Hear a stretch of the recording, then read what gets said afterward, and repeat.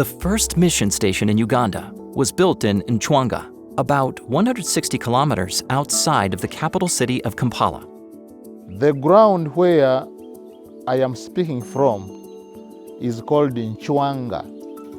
This place is very historical in the history of the Seventh-day Adventist Church in Uganda because our pioneers in the year 1927, in December, they came and camped here. This is where the very first Seventh-day Adventist mission station was established in the country. And from here, our church has grown and has spread to all parts of the country, having been launched from this very ground. After 20 years of working in this territory, missionaries learned that the work was progressing faster near the city of Kampala. So they moved their headquarters from this fertile 1 square mile of land to a spot near Kampala.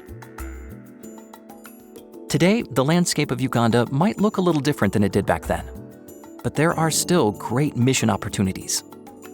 About 80% of the population is under the age of 35, and the median age for the whole country is 16. There is a vibrancy and energy in the population, but there is also the challenge of unemployment. As leaders of this caring church, they see this challenge as a chance to nurture and equip them by implementing Christ's method. A center of influence is being started in Nchwanga, where Adventist work began in the country. We want to establish a discipleship and a livelihood training center.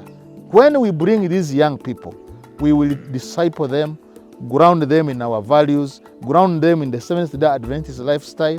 But above all, we also want to integrate livelihood skills so that in addition to being equipped to sharing their faith and participating in the life and mission of the church, they are also equipped to be self-supporting so that they can go all over the country and witness for Christ, but also share in the skills they will acquire from this very ground in Nchwanga.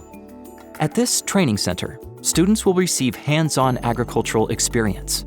They will learn how to work with the ground, nurture crops, watch them grow, and enjoy the harvest. The farm is big enough to train and equip many students. This farm is seated on 640 acres of land. That is 1 square mile. So we have projects of banana plantation, pineapple plantation, cocoa plantation, and fish ponds, and also passion fruit plantation. This farm is here as the initiative of Western Uganda Field to provide food to the community. This is a food basket to the surrounding communities. So the aim of this farm, it is to provide the quality food and solve the hunger problem to the surrounding communities. Currently, the church rents a big portion of the land to community members, which helps their livelihood. There are 13 workers to maintain the farm. The plan to use this farm as a training center is well accepted by the local church and the management of this farm, as well as the community.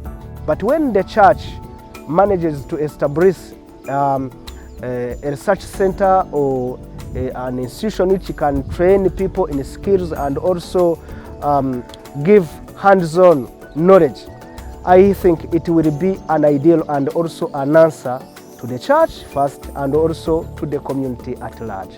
So whenever we bring the youth of the church can be trained and get the skills to go and advance the mission with the self-support skills that they will have gained from this place. Your 13th Sabbath offering will help build this training center. The church is excited to train and equip more youth who can go out to preach the gospel and support themselves to disciple others.